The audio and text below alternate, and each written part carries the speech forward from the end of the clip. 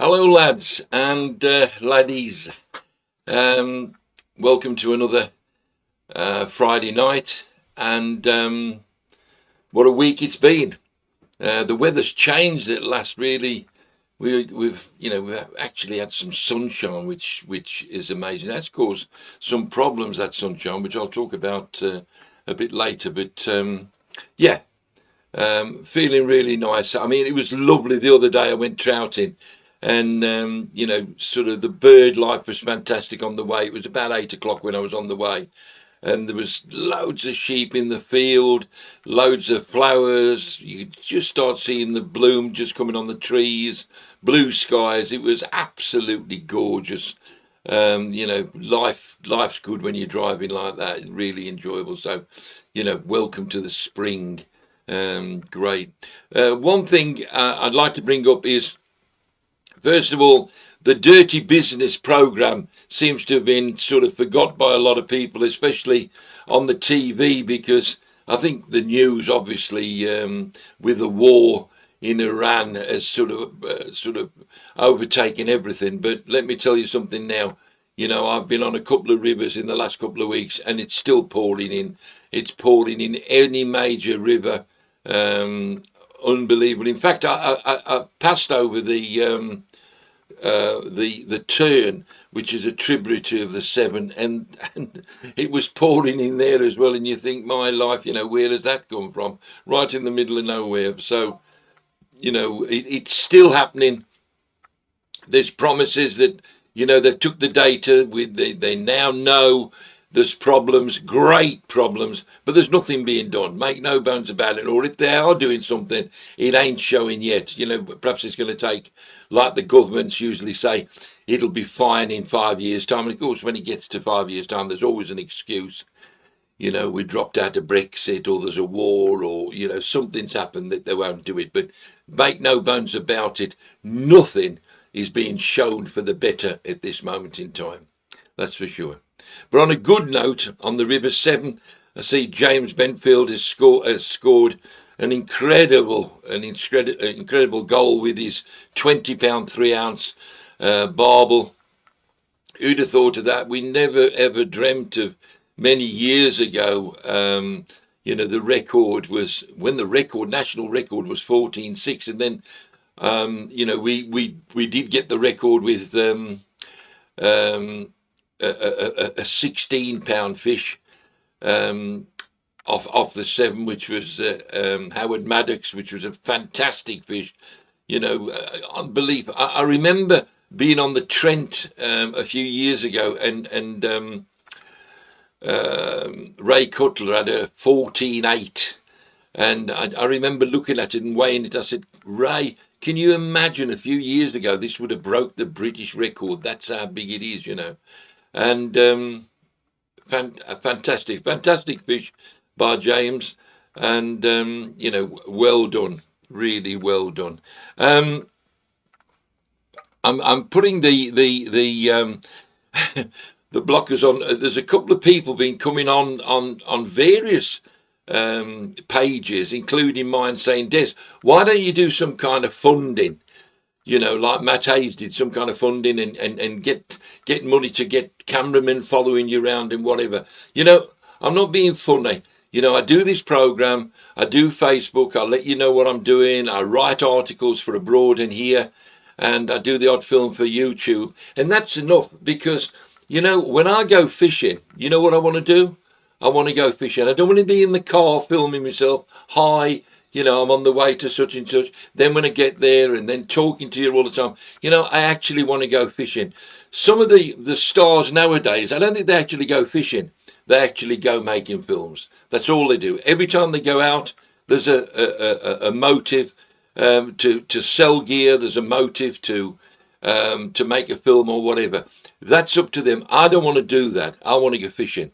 So on my day off from this, I want to go fishing. And yes, I will send photos in on my way there. I will send a photo. I've just caught a big fish or whatever. I'll keep you, I'll keep you in touch with it. But for me, I don't want any money to make films. I don't want any money to be on TV. At the end of the day, what I want to do is I want to go fishing.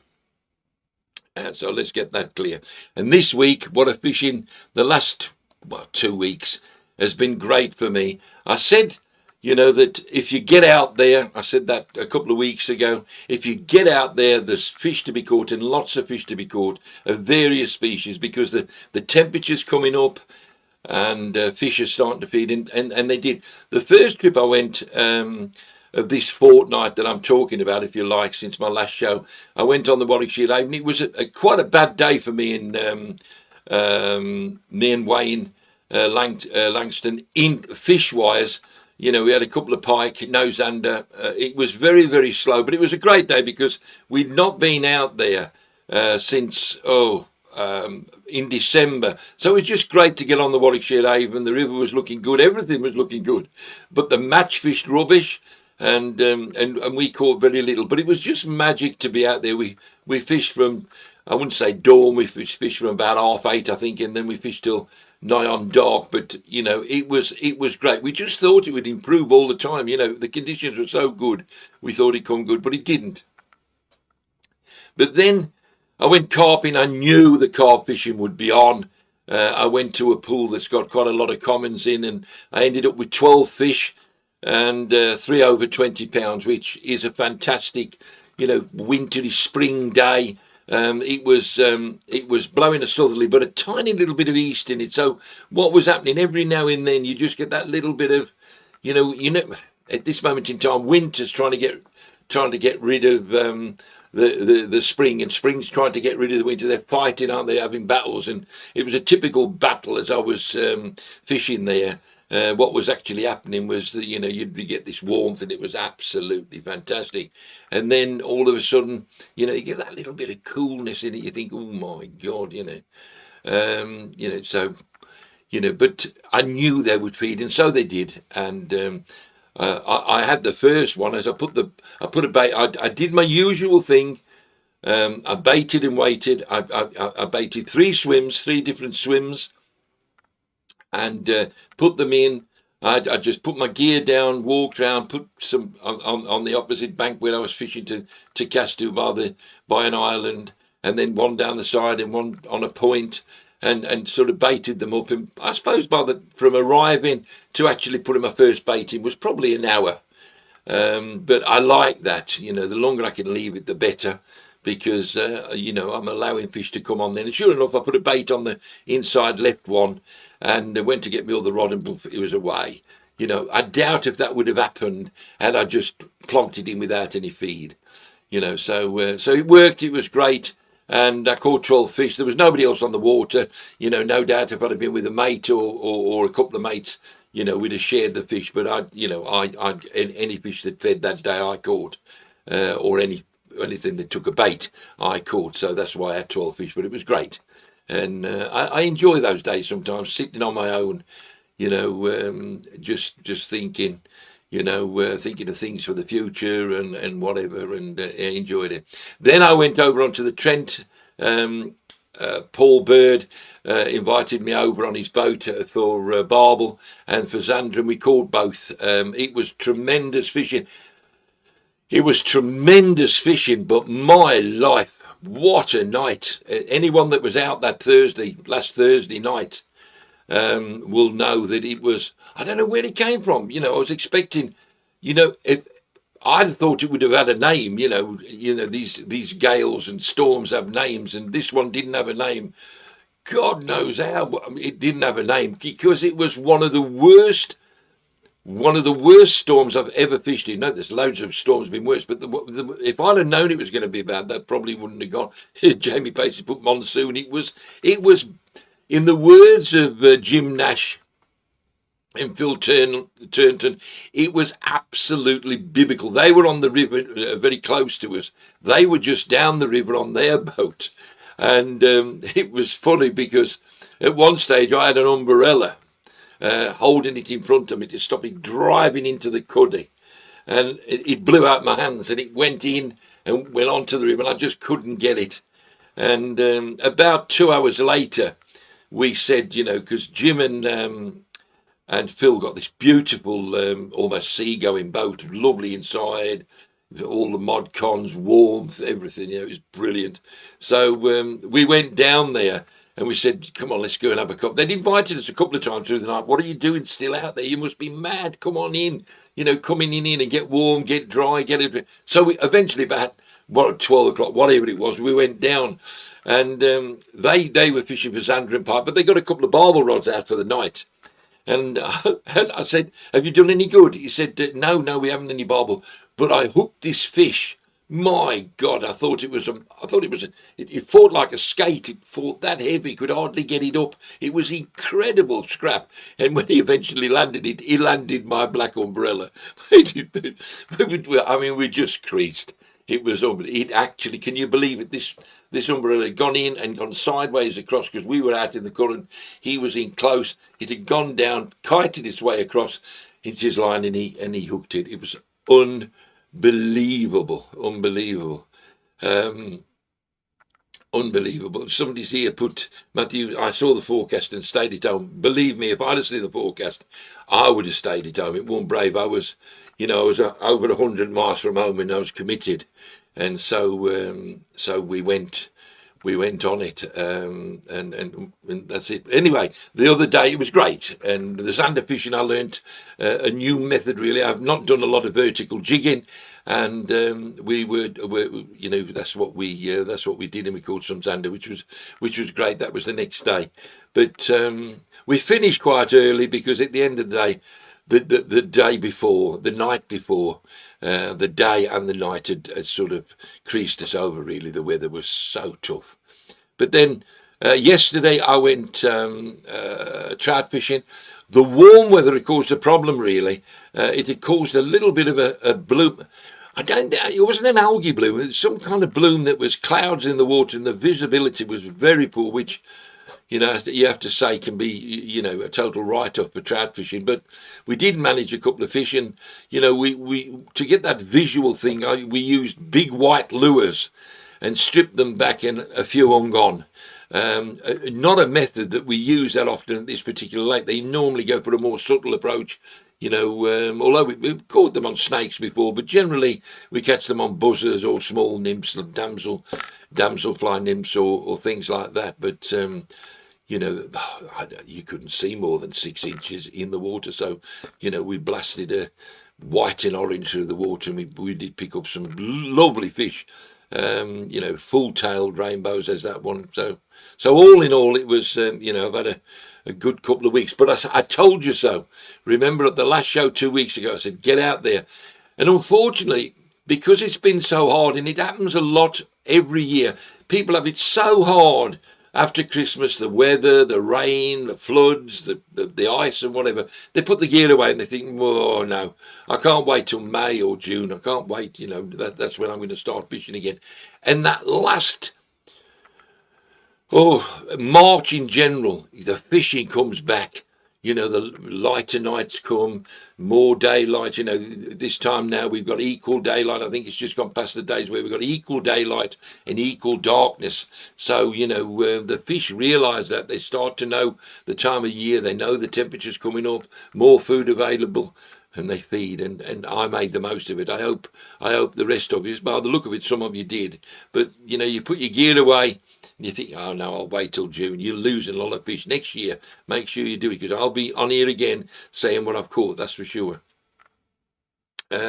Christine Ware went carp fishing today and caught the sun +3 carp, very warm in Exeter. Brilliant. That typifies what you can catch at this time of year. Okay, let's go to the Angling Times. And the Angling Times, so I picked up 3 spots there. The one, the wild weeks on the trout reses, but is it too easy? This is Dominic Garvick talking about, and I shall be in a week's time, just over a week, the start of April, I shall be on Rutland. And yes, it is easy, and I agree with Dominic, it can be too easy. But, at the end of the day, when you've gone through a winter and it's been hard, especially like this winter, it's lovely to have a bit of easy fishing. I never knock easy fishing. If I had to do it all the time and easy fishing all the time, then, I'd probably pack up fishing. But a good bit of easy fishing just every now and then is absolutely super for your confidence. You think, you know, hey, I ain't a bad angler after all, and you get your confidence, and then all of a sudden you start catching fish from harder venues as well. So I do agree with Dominic that, you know, it can be very, very, very easy, but at times we all need a bit of easy fishing, so I wouldn't knock that. The next one was an article there by Jackson Wood, and this is 5 steps to spring success. He's talking about the ways to put the carp on the bank at this moment. It's a good 2 pages. He's a young lad that catches a lot of fish, nice fish there, as you can see, and well worth reading for a species that is feeding now. And then there was I had to show the double page spread I had of me and Steve Greenway in Lomond. A great few days, 4 days. It was magical. You know, it ticked a few boxes for me. One, you know, fishing a big water again that I hadn't fished for years. A massive water, 23 by 5 miles. Fishing for monster fish, true wild monster fish. You know, fishing for perhaps a 40 or a big 30, and you know, we didn't have them. We had them into mid doubles, but at the end of the day, every time we got a take, we thought, you know, is it? It went down and the float went down. You're thinking, what's got hold of that? Is it a big wild Scottish Lomond pike? And you know, it was great to spend time with Steve out there and make memories. We ate venison chops, we ate venison sausage, we had a few lovely drinks on the night, and we had some great times, great memories. It was fantastic. So right now we've been waiting for this one for the Severn Valley winner, and we eventually got Paul Holloway, Michelle, and Adam from Bewdley Tattle in the one room to make the decision who'd won it. And the winner was, and I know a lot of people would think, God blimey, I would have thought Jason Benfield would have won it. Well, Jason couldn't win it because they voted that Jason is a member of the team, and you know, that at the end of the day, that wouldn't have been right in their opinion. So there you go. But a young lady's won it from, I think she's down in Hyde, down south, and Lorraine Ball. She's travelled up to the Severn. She caught it 14th of February, Valentine's Day, and she caught this beautiful, perfect, scale perfect barbel. We said it wouldn't be the possibly it wouldn't be the biggest or records or whatever.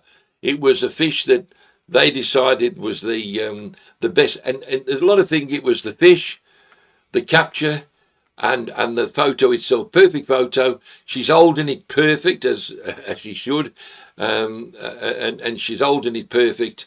The mat there, she's not holding it too high. She's got a smile on her face, perfect barbel, and for the time of year, perfect scenery as well. So yeah, I can see why they picked it. Well done to Severn Valley, and well done to Lorraine, and thank you to Paul Holloway for being so kind for donating £100 to the group and for barbel anglers. Well done. A real win-win chicken dinner, you know. So right, okay. So let's talking about dinners and talking about food. There's only one place you can go after saying that, isn't there? And that's let's get to Ambrose. And where is Ambrose, and what is he cooking today? How are we doing? Just on the Relief channel this morning. After a pike, ain't yet, but the water was back right up when I got here, and it's been pulling off hard. It's just starting to steady down a little bit, so hopefully something will come along. I've been switching my baits and just doing a bit of recasting, but no signs of anything up to yet. So now time for some breakfast, and it's a bit windy, so you're gonna have to excuse the wind noise if you get any. So today I've got a couple of nice big thick slices of bread and butter, what I cut off myself. I've got 2 rashers of bacon, and I've got some of these. I've not had these before, or I have had them before. I had them last week and I quite liked them. Sausage rashers. they're just sausage meat which are just flattened out, but they're a really quick cook and tasty. So I've got them. I've got a couple of duck eggs, but I think I'll only be doing one. I've got a piece of black pudding and some beans. So I'm going to have a breakfast sandwich, and it is going to be a bit of a sandwich as well. I just want to keep it quite simple today, so I've just got one pan, so I've got to do everything in the one pan. So what I'm going to do is get a bit of lard in that pan. I'll get that hot, and we'll get that that bacon and sausage rashers in. Right, I've got that pan hot, on and hot, so we'll get the sausage rashers in. That's all they are, is this sausage meat being flattened out.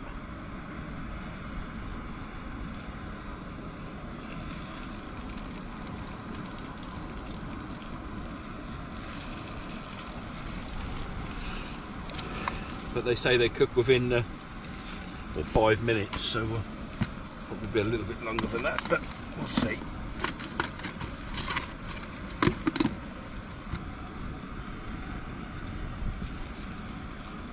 I'm going to get the bacon in the same time. As per usual, it's definitely going to be a bit of a panful.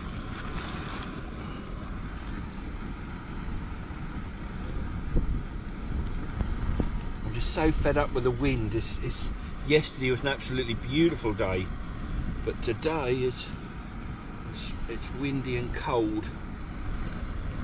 I've got another friend down there, he's just fishing on the tip, but he's just had a roach, but we've been getting pestered by the cormorants, have really been hammering us this morning.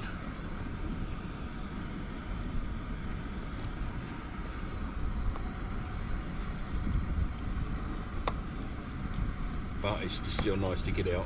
Not many more days left of the old river season, so it's just making the best of it while it's here. So hopefully I'll get out a few more times, but this will be my last pike session. I've had it hard, and it's been a really hard season, not just for me, but for a lot of experienced pike anglers I speak to who've been fishing these same drains as me. But yeah, but we're out. So. Right, I'll get these nearly done, and we'll get that egg and beans in, and we'll get it on that sandwich. Right, I've got my bacon and my sausage rashers and black pudding nearly done, so we'll get one of these duck eggs in.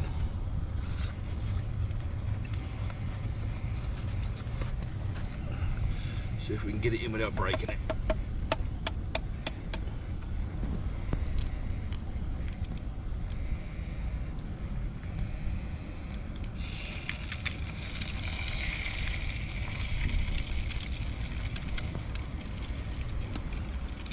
Shove up that.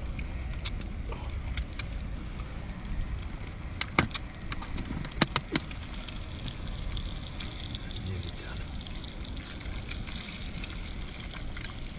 Look, a bit of a panful. Lots of people ask when I'm pike fishing why I've got my rods always up in the air like I'm barbel fishing, but I fish with inline floats and braid, and it's just to keep my line off the water. So if there's any rubbish coming down, it don't pick up, and that's the only way I like fishing for pike. You know, I know there's other ways you can fish for them, but that's the way I like doing it. So that's how I do it. But still ain't come along yet. So yeah, right. I'll get a few of these beans in as well. I'll only want a little few beans.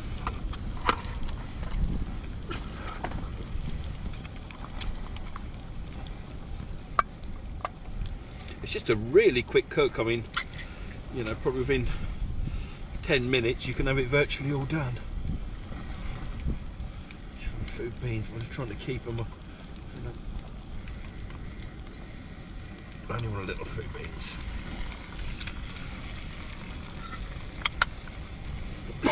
Excuse me. Right, I'll get that egg done and get them beans knotted up, and we'll get it on that sandwich. Right, we're about there, so let's get my Bob the Builder skills going again. Let's have this sausage rashers. I've got 3 of those.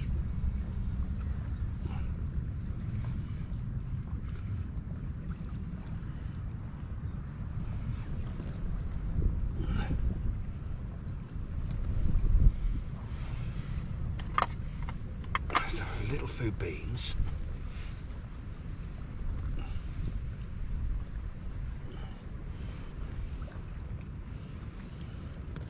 It looks like it's going to be a messy eat. I think the best breakfast or roll or bap I have is when I go to the group do what Steve Greenway does. His breakfast bats are absolutely lovely. So there we go.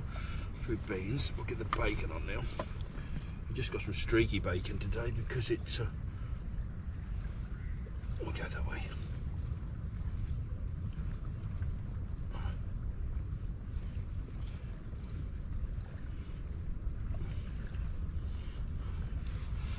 I only had 1 piece of black pudding in the fridge, so that's what we'll have to make do with. Look at that duck egg. That is going to be a messy eat. On top of. Ooh, that nearly went.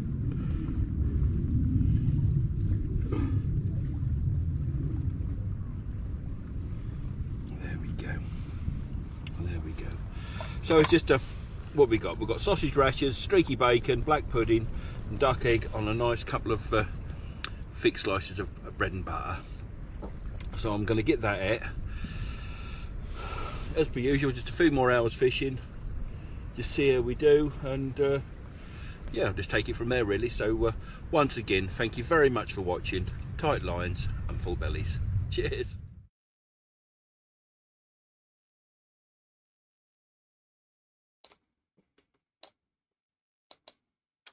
Thanks again for an absolute marvellous video, Ambrose. Entertainment at its best, really is. And they just keep coming. They just keep coming. As I've said many times, I thought this cooking series would probably last half a dozen times, but you know, we're well into a couple of years now, and they just keep coming. And when he packs up, I think I'll play the lot again. It's just so worth it. Okay, the next one, another great favourite of the members is of course Paul Holloway with Nature Trail. And this week, a swift and a hare are my 2 favourite creatures of the UK. And he talks about the hare today. What a fantastic, absolute fantastic creature it is. And you know, and they get more common by the year, which is another fantastic thing. It's that time of year where the glorious weather we have had this week allows me a few precious hours with my hares near Much Wenlock. The brown hare has had a real surge in population in the last 10 years in the West Midlands. I now see them most days somewhere on my travels. I've not so far in early March seen signs of the characteristic boxing associated with spring. This is usually the does fending off persistent bucks she feels are not worthy of her as a mating partner. Sunny evenings are a great time to observe hares. Absolutely fantastic. I've seen them early morning and I've seen them evening. I used to see a hare, and then I used to see the fighting, the boxing. I remember regular on the River Lem when I was chubbing. I'd be going through there on my own, and I'd see the hare, and then I'd see the boxing. You know, the paring off, the sparring. It was absolutely fantastic and lovely to see. An incredible creature. I think everybody loves a hare. And then next, we've got the lesser celandine, which out in force, which appears to be almost overnight. See these everywhere. A bit of a weed, but a beautiful weed. Appears to be almost overnight. We now see the spring flowers waking up and beginning to show their beauty. less celandine, much to the annoyance of lawn enthusiasts, is showing up now. It can be found in damp, shady areas of woodlands and parks. I feel it's a shame we miss a lot of this colour on the rivers in its full glory as every river season comes to an end. The native low-growing perennial is in the buttercup family. Lovely, lovely flower. And there are some beautiful flowers now showing for spring on the bank and off the bank. And I think, you know, the flowers being shown by Paul away from the bank. We've got to get to the bank, and there's nothing better than the trip starts as you come out your house, you go into the car and you see, you know, the flowers in your garden that have come up, the flowers over the road, you know. Normally people over the road from an angler's a better gardener. They spend more time than normally. That's the one that your wife gets to you. I wish you'd do the garden like that, Des, or whatever, you know. So, but it puts you in a good mood, and the trip to the river, you know, is just as important as it is getting to the river. You know, just enjoy every moment. And there's flowers like that you look at. I don't know if it's because I get older. I've got older, and I seem to appreciate flowers and life in general a lot more than I used to. I think I used to sort of get in the car at 100 mile an hour and didn't notice anything else till I got there and waiting for the tip to go over or the float to go under. Now there's a lot more, and I think I'm at a luckier stage. I wish, you know, if you can get that when you're in your 20s or your 30s, then magic, absolutely magic. You know, you don't need to wait till you're 50, 60, 70 years of age. You know, if you can get that feeling for nature before then, you're a lucky person. Okay, my tip this week, well, it's not far off the same as the tip that hang on, that's not it, is it? That was the tip that I gave, and look what I caught, and no doubt you caught some as well. But my tip again is, you know, all fish are coming in to feed. You know, they're feeding well, and, you know, really get your gear out. Don't keep looking for June the 16th and May and the sun and whatever. There's lots and lots of fish to be caught. Lots of big fish, lots of big catches, lots of lovely days to be had out there. You know, don't dream about it. Go and do it. You know, there's those fish there, the trout. That one's a tiger.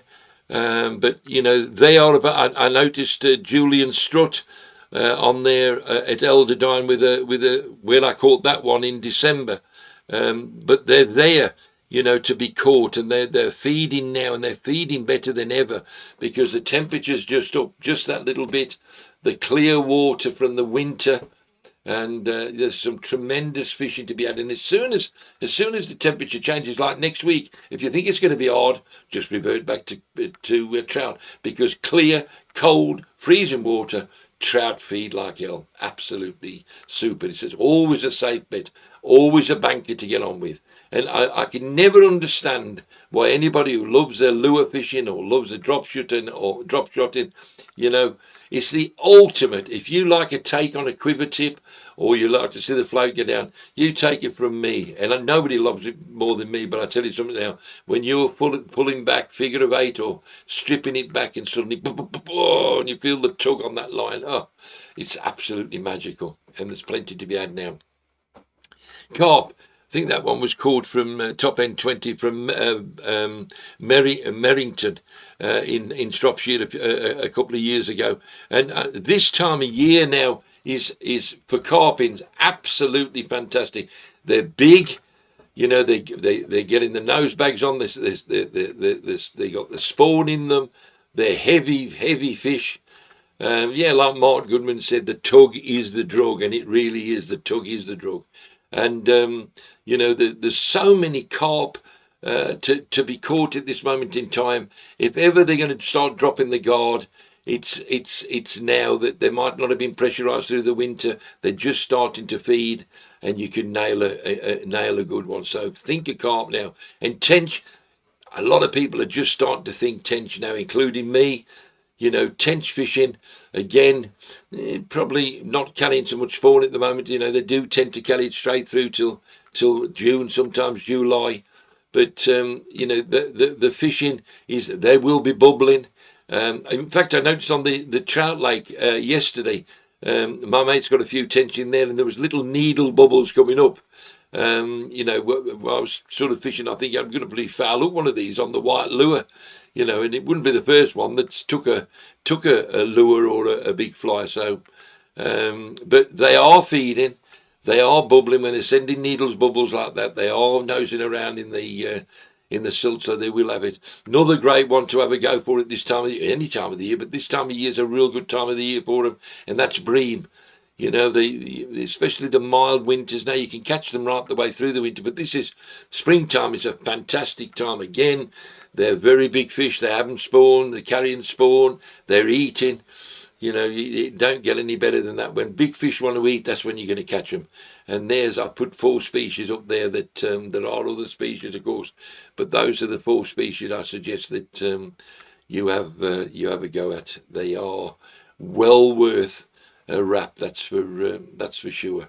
And certainly I'll be going for these in the very, very near future.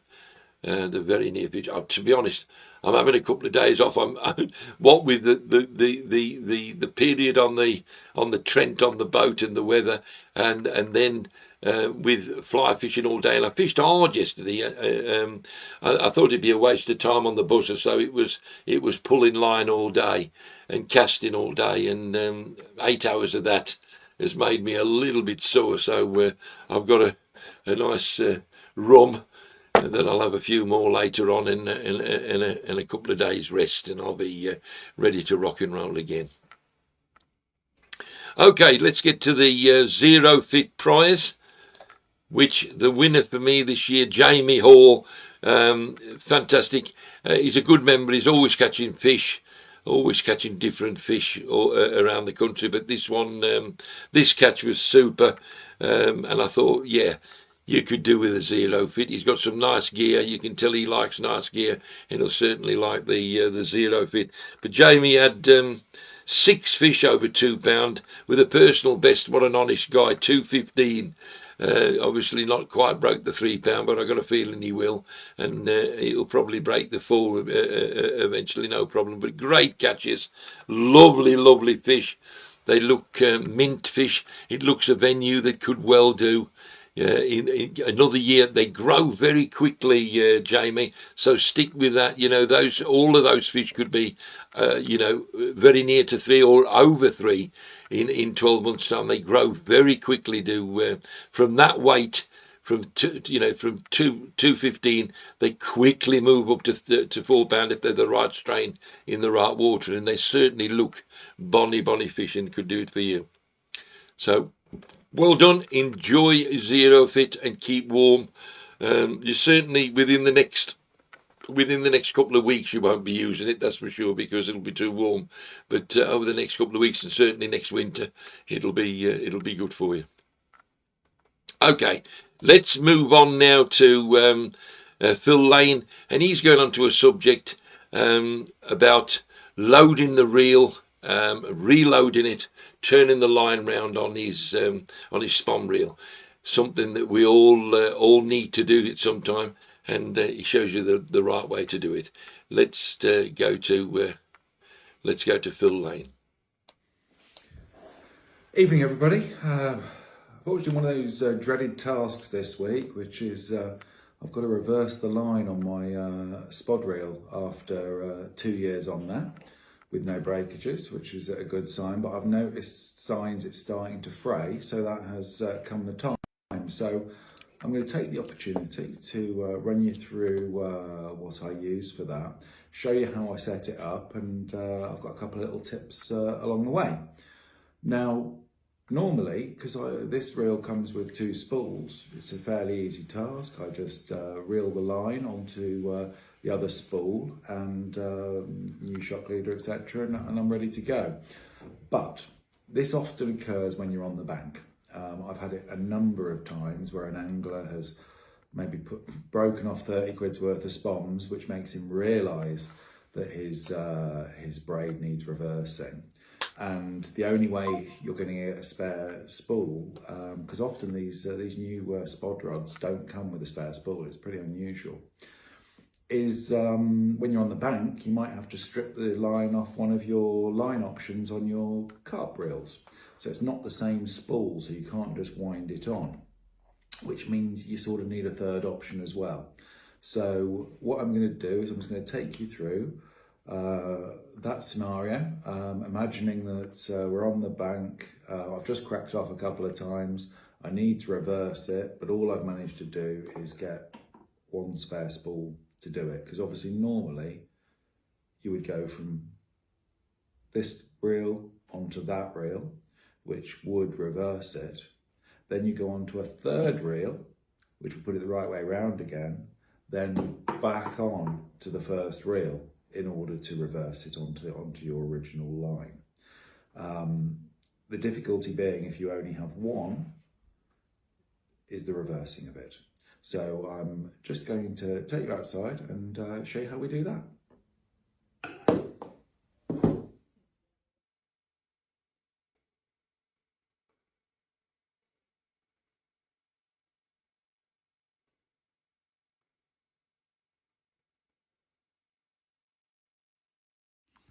Right, let me see if I can show you how I tie my leader knot. Now, it's called the Alberto knot, and what you want to do is make a loop from the heavier of your line, so your shock leader, and then pass the lighter of your lines through the hole. You're then looking to pinch it with your thumb, and you're going to wrap it around. Now, with a normal braid, I would aim for 11 rotations round.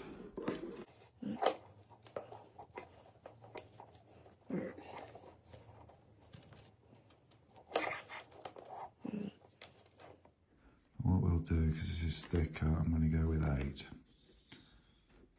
So if that was 11, the normal braid, then we work our way back down. Just 1, 2, 3, you might add a 4th one in there, and then back through the hole in the same direction as your other line is going through. So there we go. Ooh. I'll just pop that through there, and then you can work the knot down as you pull and tighten it. And that will make a very, very strong leader knot that is also very, very slim as well. And I'll just show you how that looks tied with the whiplash and a shock.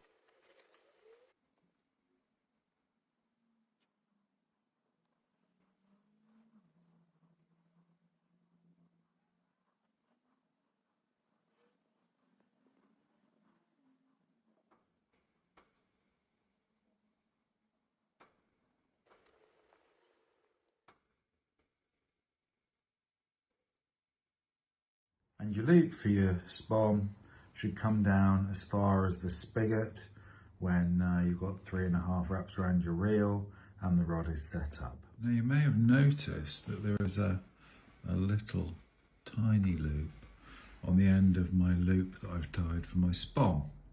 And let me just show you why that is. We've put our spom on. If we want to take it off for any reason, with this little tag, what I can do is just pull at that and it comes straight off. So you don't have to pick at tiny little knots and potentially weaken your braid. So yeah, just another little figure of 8 knot in the loop that you already make, and that's a bit of a game changer, that one, if you're not doing it already. So finally, let me just quickly run you through the kit that I use. That's a Daiwa Emblem Surf. Not a specific spod reel meant for sea fishing, but it's the cheapest mag sealed ultra slow oscillation reel that Daiwa do, and it's an absolute beast. And I'm not going back in a hurry. Only difference between that and the Basia is weight, really. Other than that, it's the same reel. Onto that, I use 38-pound whiplash. Now, the whiplash is very, very thin and it flies. It never touches the water before your spom lands. It just floats there. You don't need to go for 20 and 24 pounds. You will lose more spoms that way. So I go for the 38 pounds. It's not cheap, but as I say, that's been on for 2 years and I'm just reversing it now and I haven't lost a spom. And they're not cheap anymore, I'll tell you that much. The shock leader I use is, to be honest, unbranded, cheap braid. Anything over £60, you're really looking to protect your finger and you're looking to obviously not lose too many spoms with that. It doesn't have to be light. And for a rod, I use a Free Spirit. This one's a high S, but I've had a few of them. And really the only difference is weight, the only major difference.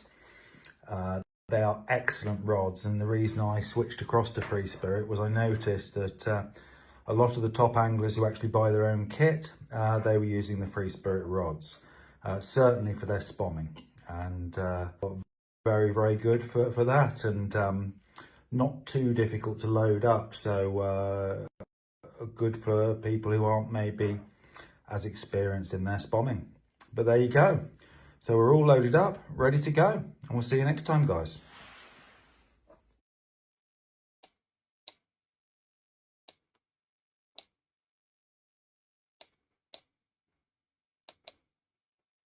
Super info there from Phil. Super stuff. It's one of those things that people don't talk about really, and like Phil was saying, he checked his spom rod and the line was starting to fray and whatever. And there's nothing worse than getting 20 quid's worth of spom and crashing it out there and losing it. Ruins the start of a session, especially if you're there just before dark and you're trying to bait up before dark and you have that happen. And it's this time of year now when you're perhaps not going fishing as much. Then this is the time to do it, and so that was it was good. But Badger Bill just said, "Great, that cheers, Phil." Yeah, very much so.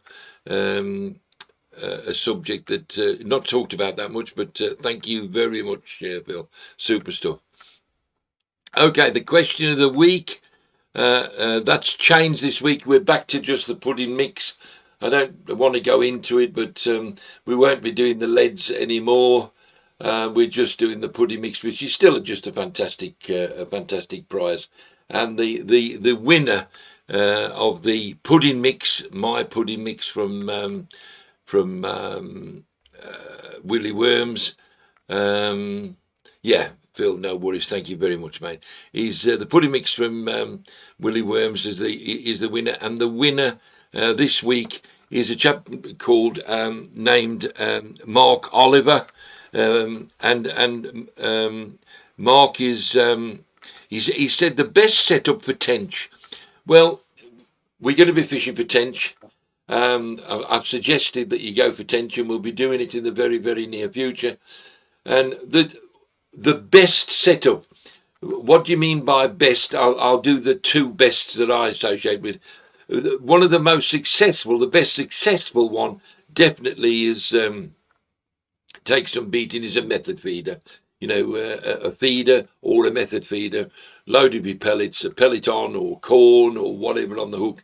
It's incredible, dead easy to fish. You just keep putting it out. They hook themselves. The bait runner goes, or the reel handle goes round, or the clutch goes, or whatever, and they hook themselves up. And it's a devastating method, absolutely devastating method. But what is the best, the most fun-wise, my favourite? Well, that would be the float, definitely. I usually fish Dunmaston once a year, and I used to fish it a lot. But I knew for a fact. I remember going the one day with Lawrence Breakspear. He fished the float, and I fished the method feeder, and absolutely tonked them. 2 rods going at once, and I thought, what am I doing? Am I enjoying this now? But the float's fantastic. But the one thing on the float I would suggest and that is, I know one of the favourite methods by people is the lift method with a big head, shot on the bottom. Then that is a very good method. I personally don't use it, and the reason I don't use it, Paul Bradley just said love fishing the lift method. It is a good method, but it's very inefficient. It's very inefficient if you feed a lot, because what actually happens, the fish come up and you never notice that because your bait is going through them that quick with a shot at the bottom. It goes through that quick, you won't get a take. And actually what happens is people on the lift method will say they've stopped feeding or they've moved off. When they haven't, they've moved up in the water. They're intercepting the bait halfway up. And last year I had 20 fish from Dunmaston, and I think 18 of those was up in the water, probably 4 foot deep, 5 foot deep, in 7, 8, 9, 10 foot of water. I think something like that. Because I feed in and they come up in the water. And tench very, very often will come up in the water. And when you're fishing the lift method, you will not get that. What you'll do, you'll go in and they'll be bubbling on the bottom and you'll catch. And then suddenly they're not bubbling on the bottom. They've gone. But they haven't gone. You keep feeding, they haven't gone, they've come up in the water. And that's what fish do.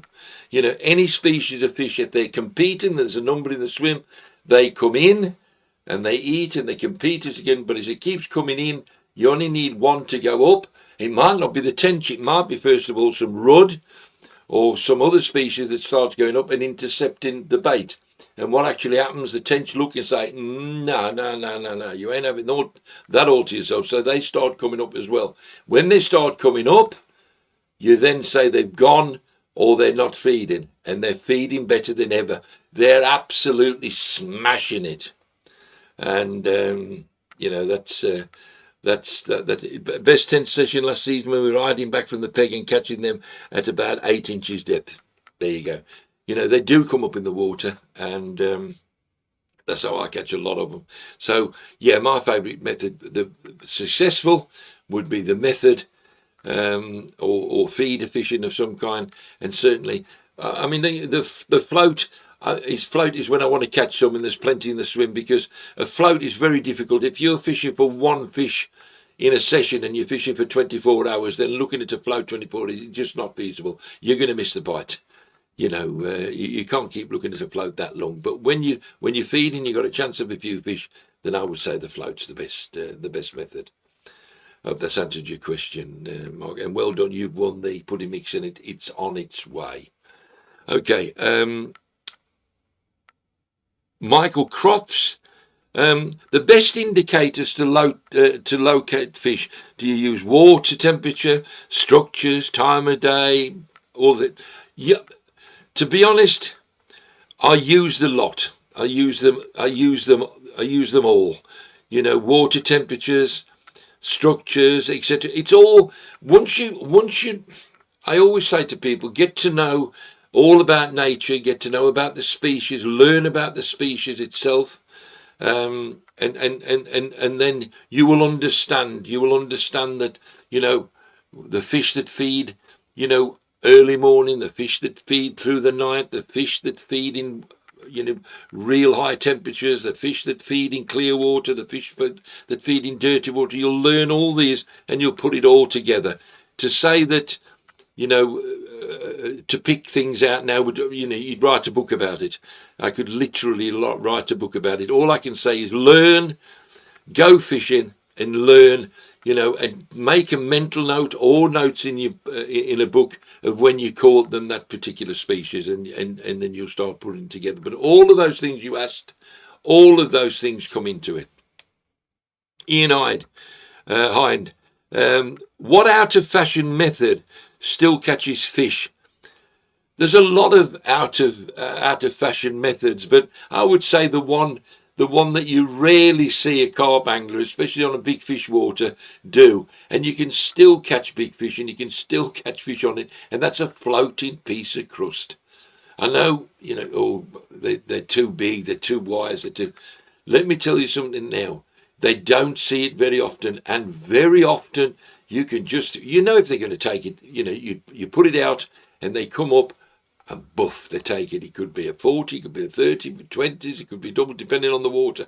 But that method, on the right day, when they're looking around and they're cruising around, it can just be, and sometimes you can just squeeze it, just squeeze the dip it, just squeeze the water and the dampness out, so it's just hanging there a little bit, and then just floating down. My life, what an incredible method. Cheap. You know, you if you're stalking some fish, there used to be a chap called John Freeman from Wolverhampton. The amount of big fish that he's caught, 30 plus fish, 20s, 30s for fun, and he'd be creeping around with a pair of waders on, seeing fish just sitting there in the reeds, and he'd just pinch a piece of flake, a big piece of flake, you know, big as a old half a crown, and he'd just chuck it in, and down it'd go. Just sink down, and there the fish. They've only got to, it's almost as though they've just got to suck in and breathe. Boop, in, boof, got it. And that's I would say that's a fantastic old-fashioned method. Paul Tucker's asked, do you think high and low pressures affect barbel in rivers the same as carp in still waters? Yes, very much so. Very much so. I mean, but normally you'll see the high pressures and the things that barbel love, a bit of water that's been caused by low pressures, and then the water's dropping down, the rain stopped, it's higher pressures or whatever. The one thing I would say is to most people about barbel fishing and river fishing, unless it's ridiculously high, what I would say is just go.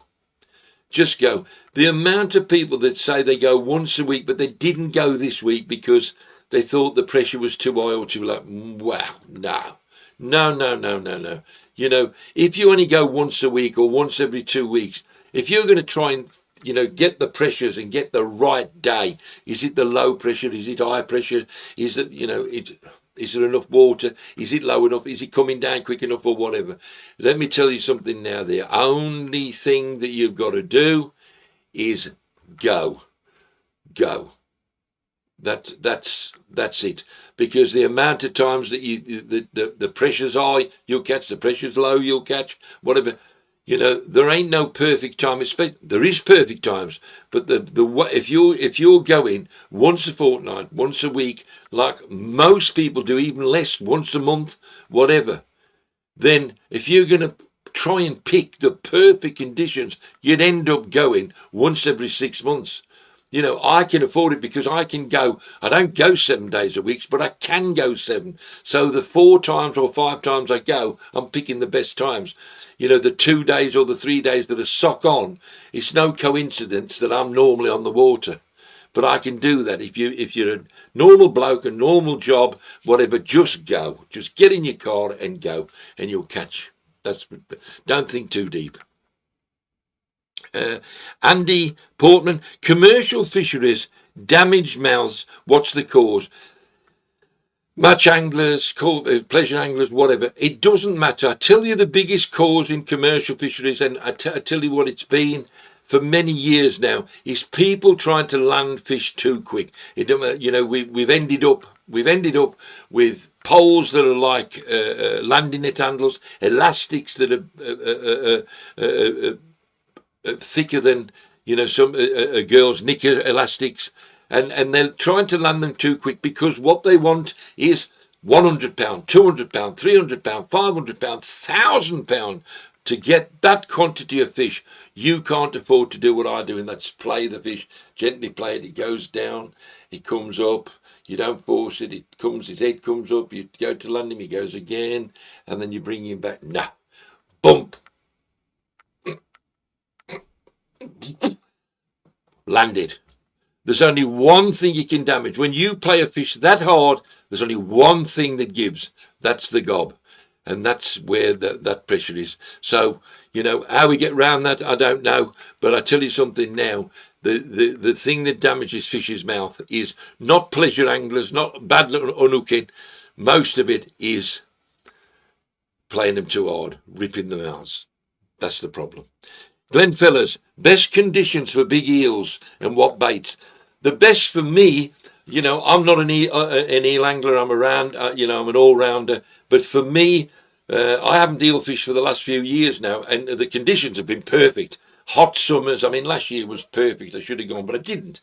This year, I've said it for the last about 5 years that I'm going to do it this year, and I haven't. I got some good waters. I got permission to fish some great waters, some waters that you can't fish for eels, and I can, but I just haven't. I've had other things on, and that's the way I am. But maybe this year I will have a go. But the conditions I'm looking for, Glenn, is I'm looking for. This is me personally. I'm not saying there's people that are fishing just starting to fish now for them, but me.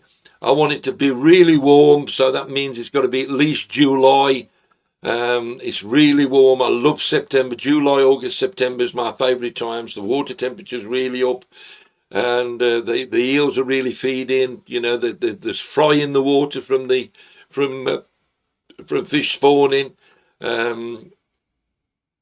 That's my time. And the bait, I use dead baits. I use little tiny roach, little tiny perch. That's what I tend to fish. And people say about pointed heads are worm eaters. They don't see any worms. Eels don't see worms. Whoever thinks there's a lobworm swimming out 30 yards into lake is very much mistaken. They don't eat worms. If they're thrown out, they will eat the worms, but they're eating lots of things, dead baits, crustaceans, frog spawn, frogs, fish, toads, all sorts of things. But the one thing they won't be eating is worms. They don't eat them. They ain't there. Lobworms don't crawl around in the water. So this one about worm eaters, I don't quite get that one. It's like when people say it's a natural bait in a gravel pit, and they're fishing a lobworm on 30 yards out into a gravel pit on a gravel bar. That must be the most unnatural thing they'd ever see, a lobworm on a gravel bar 30 yards out. But they'll eat it, and yes, they do. But me, I fish a little dead bait or a little live bait, and that catches them. And I've had a number. I think I'm on sort of 25 fives, 4, 5 sixes, and a 7. So, for the limited amount of time, I must have quite a successful methods. And that's, I pick the time, I pick the venue. The venue I like to fish is, it ain't been done before. It ain't been eel fished before. And there's still waters that haven't been. Commercials are fantastic. If you get commission, and you don't have to. I fished a local commercial, and he wouldn't let me finish. He wouldn't let me fish after 9:30. I fished dead baits. I never caught a fish after about. I think I was fishing till 9:30. I never caught another one after about 8 o'clock. I used to arrive at 5, and I used to have the fish between 5 and 7 a.m. up to 5:11 out of that water. So you don't need to fish at night, but it had never been eel fished before. That's what you need. For the starters, ain't been fished before for eels, or very little. Good eelers haven't been on there.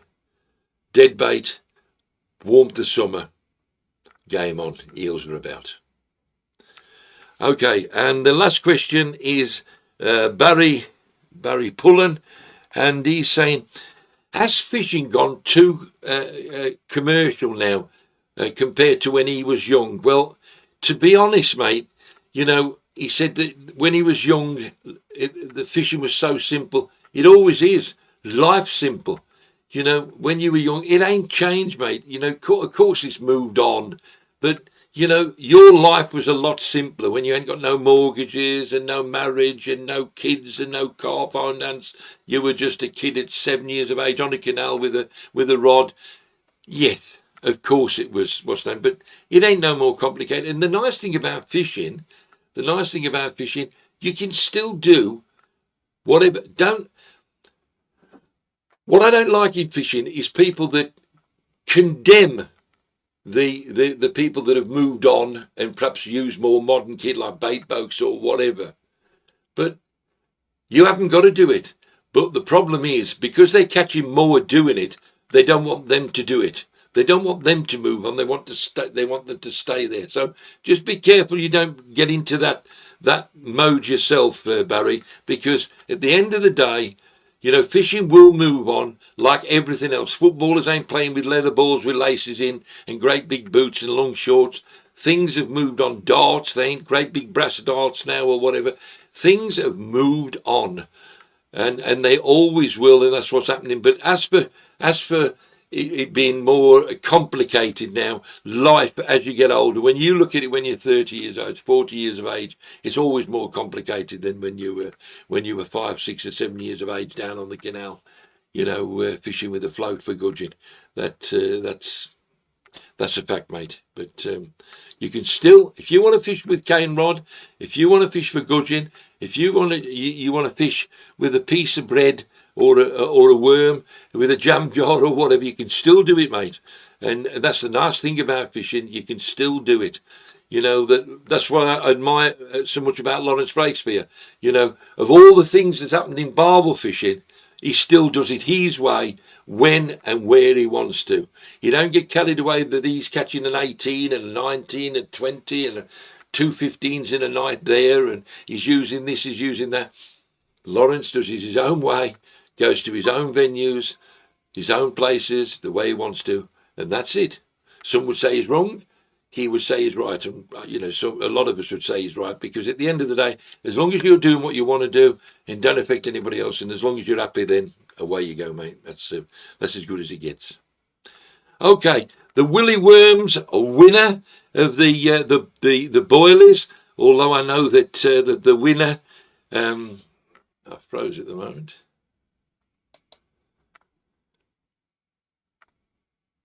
The winner of the boilies, and as I said, I think Tim uses his own boilies, but whether he wants to give these to a local kid for the winner or use them himself or whatever, they do catch a lot of barbel, and they do catch carp. So it's up to you, Tim. But it was a prize, and he's won it, and he's won it for that £33 common I think on a local razor down in Devon. And well done, Tim. A good member, always sends his stuff in, always fishing, always out there carp fishing in Court of Lovely, an absolute cracker. Well done, absolutely well done. So enjoy the boilies, or somebody down there enjoy the boilies anyway. And the Dinsmore prize is, I've got to give it, as I call it, because I can prize, and the winner I've given to it is Stephen Light. He had 6 tench, which is really good for this time of year. There's still cool nights. We're still going down to 3 and 4 at night, and he's won. He's won the day with half a dozen tench to £5, 6 ounces. He did send numerous photos on the net. He's obviously on his own or whatever, but lovely catch of fish, and well done, Stephen. Lovely catch. So there you go. Okay, that's it, folks. The next show will be next week, and then there won't be a show for a couple of weeks because I'm off. I think I'm off to Rutland, and then I'm off. I can't remember if I'm sea fishing or whatever. I can't remember what I'm doing now. Let me just have a look at my diary. Yeah, I'm at Rutland, and then the next week I'm down my mate's house in an angling mate of mine. I think we're just drinking it and talking rubbish with me and the wife, and him and his wife, and so we're having a week off, but a weekend away. So there'll be 2 weeks. So it'll be 3 weeks away. But there is a show next week, and I'll see you next week. Send your catches in. Love to see them. That's what the show's about. That's what the group was set up for, was to normal folks just to show normal fish. There's that's what it's all about. There's only normal folks and normal fish in my world. So there you go. I'll see you then, and I look forward to seeing you. I look forward to seeing you in a week's time. Watch how you go.